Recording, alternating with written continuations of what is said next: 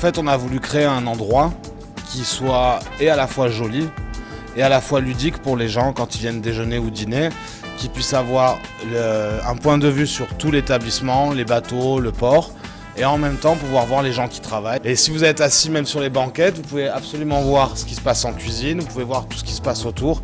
Alors, atelier parce que ça rappelle quelque chose d'assez artisanal, comme on fait une cuisine assez traditionnelle, et Émile parce que c'est le grand-père du fondateur de l'établissement, qui est Monsieur Vician, le patron de l'African Queen. C'est un petit clin d'œil à la famille, donc il y a les photos de son grand-père, on avait son père qui était là, qui est au-dessus du bar, et toute sa famille en photo pour son plaisir, le plaisir des clients. Pour le midi particulièrement, on fait un plat du jour qui change tous les jours, à 12 € pour les gens qui sont un petit peu pressés, qui travaillent, et c'est que de la cuisine fraîche du marché. On fait absolument rien de surgelé, on fabrique tout nous, sur place. On trouve notre carte et le midi et le soir. Ça c'est notre carte qu'on a en permanence. Cette carte, elle change tous les 15 jours. Dedans, on a sélectionné 2 ou 3 plats qui restent les mêmes en permanence, comme par exemple le croque-monsieur au vieux comté à la truffe.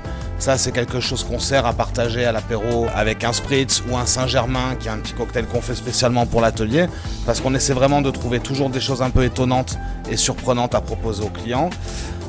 On a aussi en exemple à partager un coulommiers à la truffe, ça qui est préparé par notre chef. Et tout le reste sont des plats qui changent toutes les 2 semaines.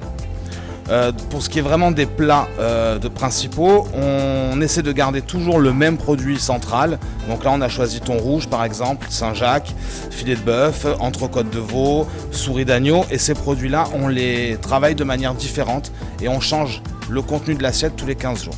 Et les clients sont assez réceptifs généralement et leur retour est souvent positif. Et en emmenant tout le temps du changement, on s'aperçoit que finalement le client nous fait de plus en plus confiance et qu'en même temps, en essayant de toujours avoir une ligne de conduite vers l'excellence et la perfection, on arrive toujours à leur proposer et à faire en sorte qu'ils soient contents de ce qu'on leur propose. Un de mes plats préférés, parce qu'en plus on va l'enlever cette semaine, donc je suis un peu déçu de le perdre, mais ça fait 1 mois qu'on l'a parce que certains plats on les garde un petit peu pour faire goûter à tout le monde. Ce serait une tranche épaisse de thon rouge mi-cuit qu'on fait comme un rossini, c'est-à-dire on fait comme le steak rossini, brioche, le steak de thon rouge, la sauce rossini et la tranche de foie gras poêlée dessus.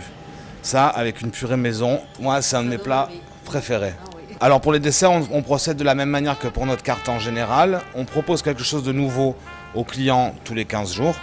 On essaie de à chaque fois les surprendre avec des desserts très traditionnels, mais qu'on retravaille à notre manière, avec une pâtisserie qui est faite maison, tous les matins, et qui est en permanence en renouvellement. Par exemple, aujourd'hui, vous allez trouver un tiramisu, ça c'est notre dessert un peu signature qu'on prépare devant vous. Donc le client est assis, voit le déroulement d'une préparation de tiramisu devant lui. Ça c'est quelque chose, ça fait un petit peu spectacle et en même temps ça amène à avoir un dessert très très gourmand et très généreux. On fait des crêpes Suzette. Rien ne nous empêche demain de dire on va faire des crêpes flambées, on va faire des crêpes farcies. Donc on va garder toujours cette base et changer selon la saison de la même manière. On a la tarte aux pommes qu'on fait comme chez mamie. Donc on vous sert une grosse tarte aux pommes avec des pommes caramélisées dessus, sur une pâte feuilletée, avec une petite boule de glace vanille maison à côté. Oui, donc vos glaces sont maison aussi. On fait peu de parfums, mais on les fait nous-mêmes. Une ambiance très chaleureuse ici chez vous, il y a une ambiance de fête aussi. Hein. C'est d'ailleurs magnifique, toutes ces décorations, c'est grâce à qui? On a fait venir pour ça un artisan du coin, chose qui est toujours très importante entre nous, c'est d'essayer de faire travailler des acteurs locaux et pas d'acheter des choses en grande surface pour les accrocher nous-mêmes, parce qu'on estime que dans une démarche de qualité, même dans la décoration, ça doit se voir. Donc c'est Hervé Frézal, meilleur ouvrier de France, qui est venu et qui a mis en place toutes ces décorations de Noël, qui sont d'ailleurs pas finies, il en manque encore une partie, de manière à pouvoir préparer le déjeuner de Noël. Le 25 décembre à midi, nous sommes ouverts, pas le soir, avec un menu spécial pour les fêtes. Alors pour le menu, on a essayé de faire, toujours dans notre philosophie qui nous est propre, un menu assez traditionnel. Donc on va travailler du foie gras, on va travailler de la volaille, on va faire une bûche faite maison pâtissière par nos pâtissiers, et avec ça on proposera un champagne de chez Roderer, de manière à toujours rester sur la qualité et la convivialité comme c'est notre habitude. C'est vrai qu'il nous a mis un outil de travail entre les mains qui est très agréable. On est très investi pour que ça fonctionne. On a vraiment envie que ça devienne une adresse incontournable. Moi, j'aimerais dire le meilleur bistrot du coin, finalement.